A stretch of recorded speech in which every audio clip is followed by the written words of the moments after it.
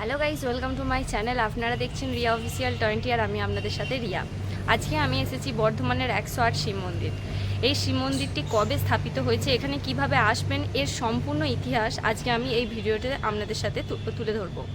তো ভিডিওটি আমি এখানে আপনাদের সাথে শ্যুট করছি। আমি ইন্ট্রোটা নিতে ভুলে গিয়েছিলাম। তো দেখতে পাচ্ছেন আমি মন্দিরের ভেতরে। এখন শ্রাবণ মাস শেষ হয়ে গেছে, সেই জন্য ভিড়টা অনেকটাই কম।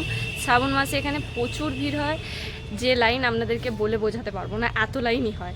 তো আপনারা কি করে আসবেন? আপনারা যদি স্টেশন থেকে আসেন, বর্ধমান স্টেশন থেকে, ওখান থেকে আপনারা টাউন সার্ভিস বাস পেয়ে যাবেন। তবে টোটো ধরলে আপনাদেরকে 10 টাকা নেবে, টাউন সার্ভিস বাসও 10 টাকা। টোটো করলে পুরো মন্দিরের সামনে আপনাদেরকে দাঁড়। টোটো থেকে নামার পরে রাস্তার ঠিক উল্টো দিকে আপনাদের মন্দিরটা পাবেন।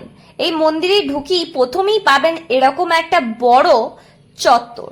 এই মন্দির চত্বরে আপনারা 2 হুইলার 4 হুইলার স্ট্যান্ড করে রাখতে পারেন এবং এই যে বড় গেটটা দেখছেন, এটা দিয়ে প্রবেশ করা হবে। এই গেটটা এই নতুন তৈরি করা হয়েছে কিছু বছর আগে। এখানে আরো মূর্তি আছে যা আমি আপনাদেরকে শেষে পরিচয় করব। এই গেট দিয়ে ঢোকার পরে মেন পাবে 108 শিব মন্দির, বাঁ দিকে অফিস।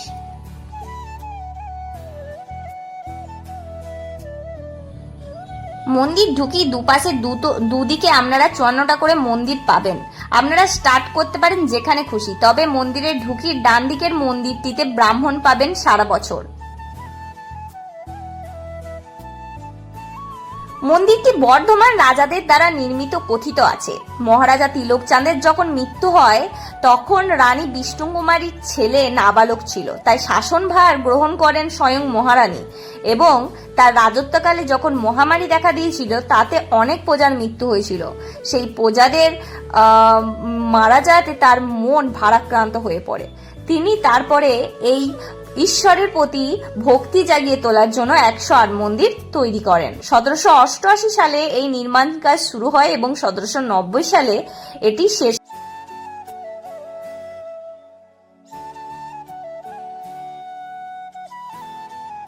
তবে মন্দিরটির পুনর্নির্মাণ করা হয় 1965 সালে এবং 2003 সালে এটি ঐতিহাসিক স্থান হিসেবে চিহ্নিত করা হয়।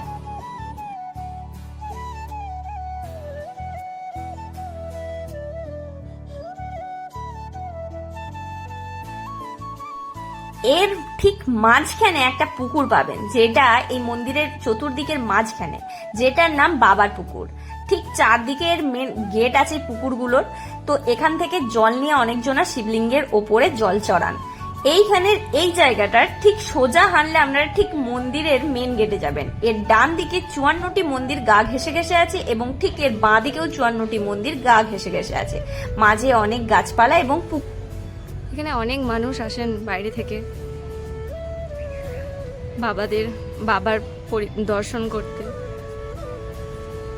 এখানে অনেক এরকম মূর্তি স্থাপিত হয়েছে এবং যারা এখানে অনুদান দিয়েছেন তাদের নামও এখানে লেখা করা আছে।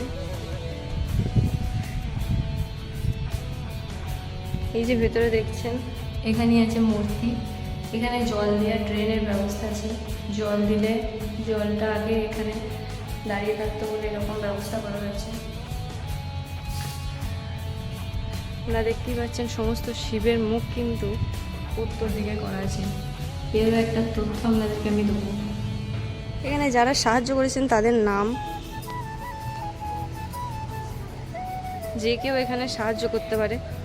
এ দেখুন তাদের নাম এখানে লেখা হয়। এখানে গোটাটা বাঁধানো হয়েছে রাস্তাটা। 4টে কোণে এরকম 4টে বড় বড় শিব ঠাকুর আছে। অনেক কটা পুকুরের ব্যবস্থা আছে। যখন মহাশিবরাত্রি হয় তখন এই জায়গাটিতে অনেক অনুষ্ঠান করা হয়। এখানে অনেক ভজন গীতি গাওয়া হয়। তো এখানে তখন এইখানে রাতের বেলা এখানেই অনুষ্ঠানগুলো মূল হয়ে থাকে। এই জায়গাটার নাম হচ্ছে নন্দী পার্ক। এই নন্দী পার্কের ঠিক ডান দিকে এইরকম জায়গায় অনেকজনা মানুষ চেয়ে এখানে দাগা বাঁধেন। দাগা বাঁধলে বলে তাদের মনস্কামনা পূর্ণ হয়। ঠিক নন্দী পার্কের এদিকে ঢুকতে হবে আপনাদেরকে।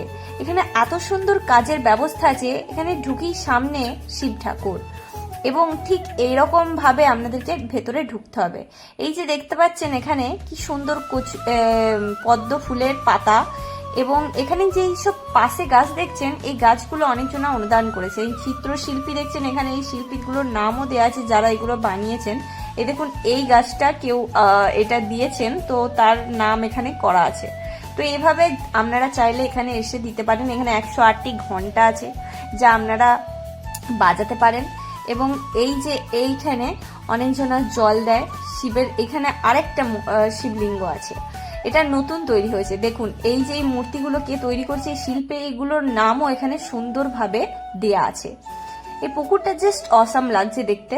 এখানে অনেক সুন্দরভাবে পরিবেশটাকে ঘিরে আছে, এত সুন্দর দেখতে লাগছে যা আপনাদেরকে মনটাকে পুরো ছুঁয়ে দেবে। বেশি না কথা বলে আপনারা একটু জাস্ট ফিল নিন।